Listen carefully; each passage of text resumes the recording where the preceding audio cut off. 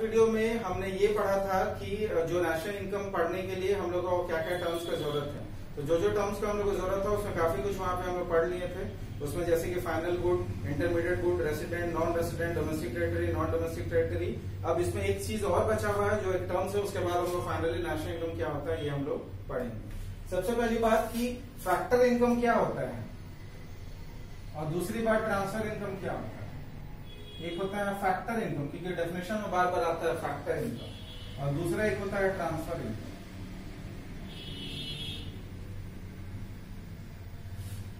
Factor of production हम लोग को पता है, लैंड, लेबर, कैपिटल, एंटरप्रेन्योर। तो फैक्टर ऑफ प्रोडक्शन में जो उसमें काम करें, जैसे लैंड, जब लैंड को मिलता है रेंट, लेबर को मिलता है वेजेस, कैपिटल को मिलता है इंटरेस्ट और एंटरप्रेन्योर को मिलता है प्रॉफिट। तो ये जो है इसी को बोला जाता है फैक्टर रिवाज। मतलब वो जो फैक्टर ऑफ प्रोडक्शन में जो लोग अपना अपना पार्ट का रोल, अपना रोल प्ले कर रहे हैं, उनको रोल प्ले करने के लिए जो कॉम्पनसेशन दिया जाता है उनको अलग अलग टर्म्स जाना जाता है। तो बेसिकली जो हम मेहनत से काम कर रहे हैं वहां पे कुछ के बदले, कुछ करने के बदले मिलता है, मतलब टू वे इंटरेक्शन है। अगर आप कुछ कर रहे हैं तो उसके बदले में आपको कुछ मिल रहा है। अगर आप अपना लैंड अगर रेंट पे दिए हैं तो उसको आप रेंट पे उसको जो पैसा है वो आपको मिलेगा। अगर आप कहीं पे जाके काम कर रहे हैं तो आपको लेबर का जो वो है वेजेस या सैलरी वो आपको मिलता है। तो इसी तरह जो भी हम काम के बदले में जो चीज हमें मिलता है, जिससे कोई प्रोडक्शन एक्टिविटीज जो इन्वॉल्व है, उसके बदले में जो हम लोग को इनकम मिलता है उसी को हम लोग बोलते हैं फैक्टर इनकम। अच्छा, अब दूसरा ये होता है ट्रांसफर इनकम। ट्रांसफर इनकम का मतलब क्या होता है? ट्रांसफर इनकम का मतलब होता है कि वन वे इंटरेक्शन। मतलब आपको कहीं से कोई दे दिया, जैसे कि हो गया ओल्ड एज पेंशन। ठीक है, ओल्ड एज पेंशन मतलब कि सरकार को लगा कि हाँ जो बूढ़े हो चुके हैं, काम नहीं कर पाते हैं, उनको हम थोड़ा सा फाइनेंशियल हेल्प दे देते हैं ताकि छोटा मोटा पॉकेट खर्चा उनका चल सके। हाँ, दूसरी बात है कि सर्विस पेंशन इसमें काउंट नहीं होता है। जैसे जो लोग डिफेंस से रिटायर्ड हैं उन लोगों का इसमें सर्विस पेंशन काउंट नहीं होता है, क्योंकि वो वन वे ट्रांसफर नहीं है, वो एक तरह का सैलरी है। क्योंकि जो डिफेंस वाले जो लोग रिटायर करते हैं, जितने टाइम तक वो लोग जॉब करते हैं उसी का और नेक्स्ट कुछ सालों का उनका सैलरी कैलकुलेट करके उसको डिवाइड करके पेंशन के रूप में दिया जाता है। और एक्चुअल में जो पेंशन है उनका जो सर्विस पेंशन बोला जाता है, that is a taxable payment, उसमें टैक्स लगता है। तो वो वन वे नहीं है, उन्होंने कुछ काम किया है, देश के लिए काम किया है, जिसके बदले में सरकार उनको पेंशन दे रही है। लेकिन जो ये ओल्ड एज पेंशन है, ये आपको आप कुछ भी नहीं किए, लेकिन सरकार आपका एक एज क्रॉस करने के बाद 60 साल का आप क्रॉस हो गए, सरकार बोला नहीं हम आपको ओल्ड एज पेंशन देंगे। उसी तरह से जैसे गिफ्ट आ गया, कहीं से कोई गिफ्ट दिया, वो भी वन वे है।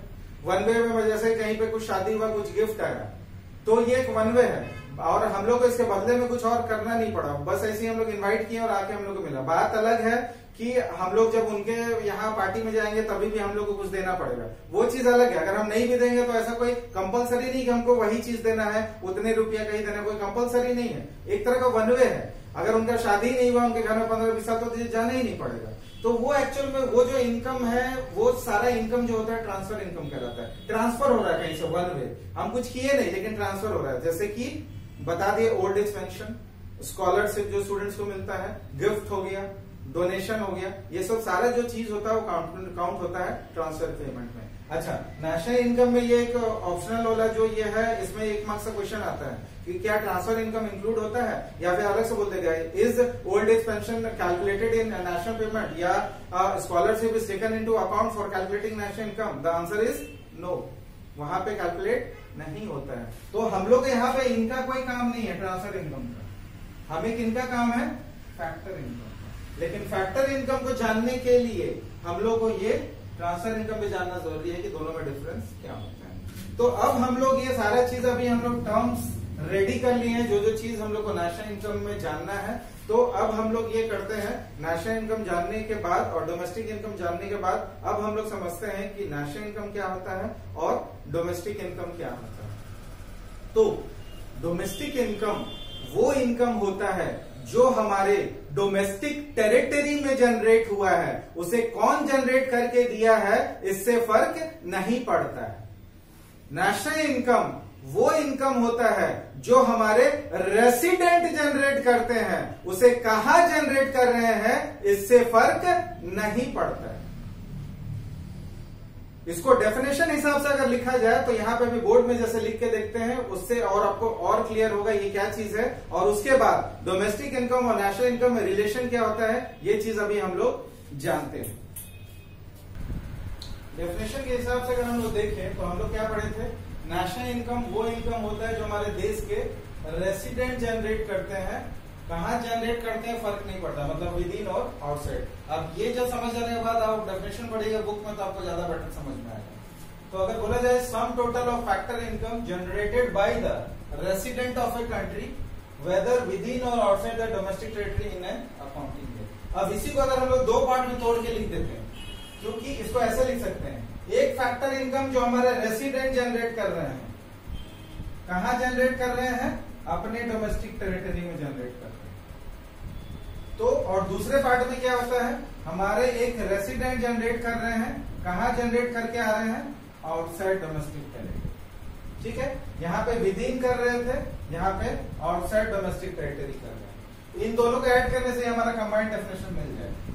ठीक है, ये हम लोग क्यों लिखे हैं अभी हम लोग थोड़ी देर में पता चल जाएगा। दूसरा, डोमेस्टिक इनकम के बारे में अगर हम लोग बात करें तो डोमेस्टिक इनकम वो इनकम होता है जो हमारे डोमेस्टिक टेरिटरी में जनरेट होता है। कहाँ जनरेट होता है, कौन जनरेट करते हैं, रेसिडेंट या नॉन रेसिडेंट, इससे फर्क नहीं पड़ता है। तो ये जो डोमेस्टिक इनकम जो डेफिनेशन है, इसको भी हम लोग दो पार्ट में तोड़ के लिख सकते हैं। जैसे कि हमारा जो domestic territory, with in domestic territory किसने जनरेट किया,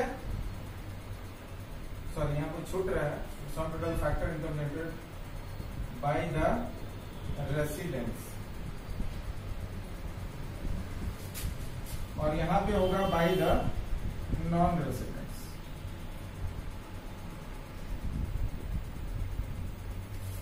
दोनों कहां पे हुआ, विद इन हुआ, यहां पे भी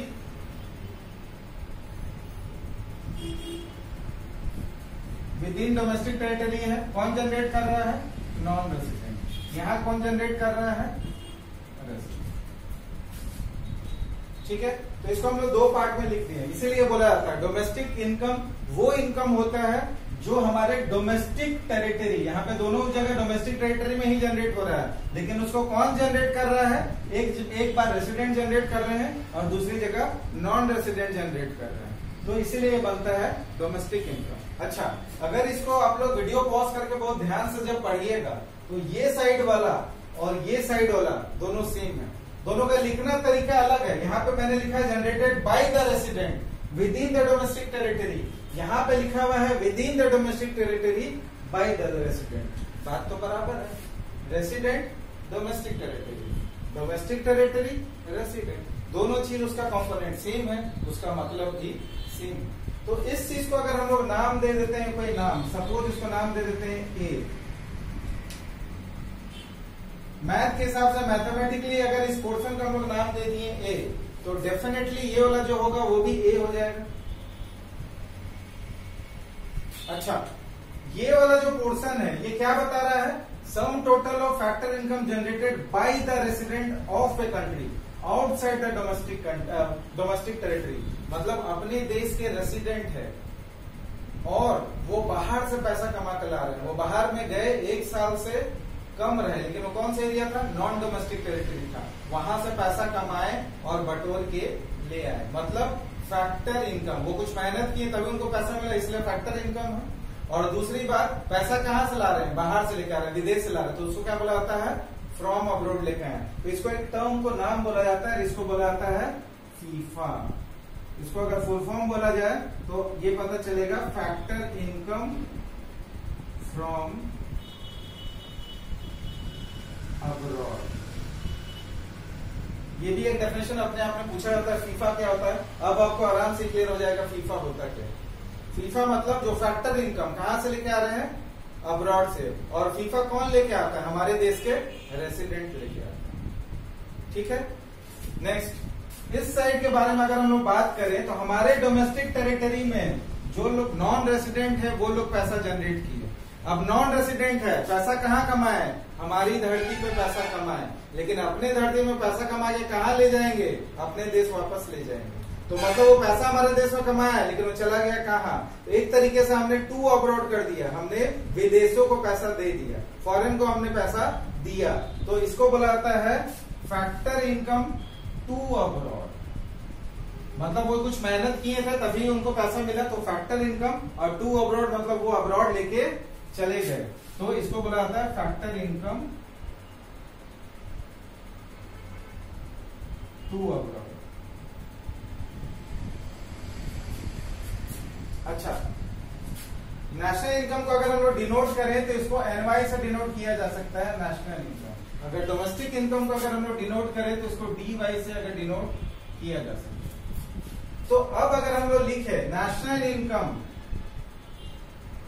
is equal to A plus FIFA, कोई दिक्कत नहीं। तो ये मेरा हो गया इक्वेशन नंबर। अब डोमेस्टिक इनकम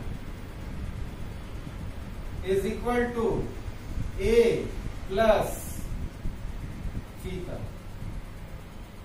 कोई दिक्कत नहीं, लेकिन इसको इक्वेशन 2 नहीं मानेंगे, एक स्टेप और बढ़ेंगे। अब हम लोग को ए के टर्म्स में इसको मान लेंगे। मान लीजिए ए को हम यहीं रहने देते हैं और फीफा को यहां ले आते हैं, तो A is equal to D Y minus theta हो जाएगा। इसको हम लोग यहां लिख देते हैं, A is equal to D Y minus theta. कुछ नहीं किए हम, ए को यहीं रहने दिया, फीता को यहां ले, हाँ भले ये इस साइड में आ गया, लेकिन ए को हम इस तरफ लिख दिए, अलट पलट के लिख दिए। तो A is equal to D Y minus theta, ये मेरा हो गया इक्वेशन। अब ए का जो वैल्यू आया है उस ए का वैल्यू को अब हम यहां पे डाल देंगे। तो यहां पे लिखेंगे putting the value of A from equation 2 इन 1, मतलब ए का जो वैल्यू इक्वेशन 2 में आया है इसको हम लोग यहां पे डाल देंगे। तो हमें क्या मिलेगा, national income is equal to A की जगह में लिख देंगे D Y minus theta plus. अब ये हमारा जो इक्वेशन आ गया इसमें कुछ प्लस साइन है कुछ माइनस है, तो हम लोग सारे एक साइन वाले को एक साइड ले आएंगे, माइनस को एक तरफ कर देंगे। तो प्लस वाले दो है, मेजोरिटी है, तो प्लस को एक साइड ले आएंगे, D Y plus FIFA minus.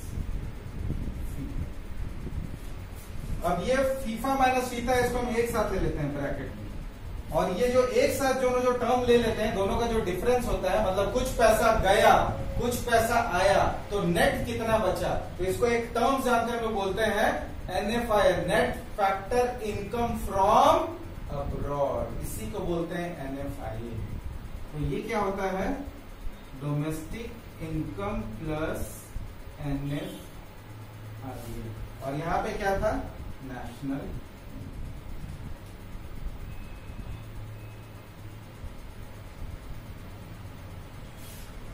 तो इससे हम लोगों को क्या क्या चीज पता चला। सबसे पहली बात हमें मालूम चला फीफा क्या होता है, दूसरी बात फीता क्या होता है, उसके बाद एनएफआई क्या होता है। एनएफआई फीफा माइनस फीता होता है। ये चीज अब याद कैसे रहना है, बहुत कंफ्यूजिंग होता है, एग्जाम में आ जाएगा फीता माइनस फीफा, इसको याद कैसे करना। फीफा फुटबॉल जो होता है, फुटबॉल वर्ल्ड में सबसे ज्यादा उसके वो देखा जाता है जब फीफा वर्ल्ड कप होता है, तो उसमें बहुत ज्यादा लोग देखते हैं, तो वो नंबर 1 है। तो आप वो रखिए, याद रखिए फीफा, और फीता मतलब नॉर्मल छोटा जो रस्सी लड़के लोग जो लगाती है फीता, जो यहाँ पे बाल पे लगाती है फीता, रेड कलर का जो भी कलर का, तो आप रखिए फीता। तो फीफा माइनस फीता, पहले क्या आता है फीफा, फुटबॉल याद कर लीजिएगा, तो पहले आएगा फीफा फिर आएगा फीता, इन दोनों का जो डिफरेंस है उसी को बोला जाता है एनएफआई। तो अगर आपको फीफा का डेफिनेशन पूछा जाता है, यही इसका डेफिनेशन है, अगर फीता का डेफिनेशन पूछा जाता है, यही डेफिनेशन है, वो डेफिनेशन आप खुद से समझ सकते हैं, याद करने की जरूरत नहीं है। दूसरी बात, एनएफआई का डेफिनेशन पूछा जाता है, आप डायरेक्ट सिंपल में लिख सकते हैं, it is the difference between FIFA, it is the difference between FIFA minus फीता। दूसरी बात, सबसे मोस्ट इंपॉर्टेंटली जो चीज हमें पता चलता है, नेशनल इनकम और डोमेस्टिक इनकम के बीच में रिलेशन से और एक बात पता चलता है कि नेशनल इनकम बहुत बड़ा कॉन्सेप्ट, डोमेस्टिक इनकम थोड़ा सा छोटा कॉन्सेप्ट। डोमेस्टिक इनकम में जब जो हमारे रेसिडेंट बाहर से एक्स्ट्रा पैसा कितना लेके आ गए हैं, उस पैसों को अगर हम जोड़ देते हैं तो पूरे इकोनॉमी का कितना हमारा इनकम है, हमारे चाहे टेरिटरी में हुआ, हमारे देशवासी कितना पैसा कमा के लाए, ये जब हमें पता चल जाता है, उसी को हम लोग बोलते हैं नेशनल इनकम। और नेशनल इनकम से ही पर पॉपुलेशन को डिवाइड करने से क्या मिल जाता है, पर कैपिटा।